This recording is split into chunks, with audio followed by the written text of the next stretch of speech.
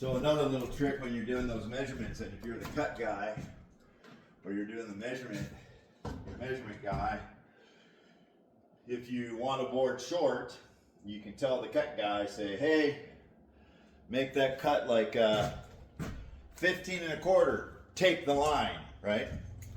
So that means the board's just going to be a little bit shorter than 15 1/4. If you want it a little bit longer, you say 15 1/4, leave the line. That means you want it just a little bit longer.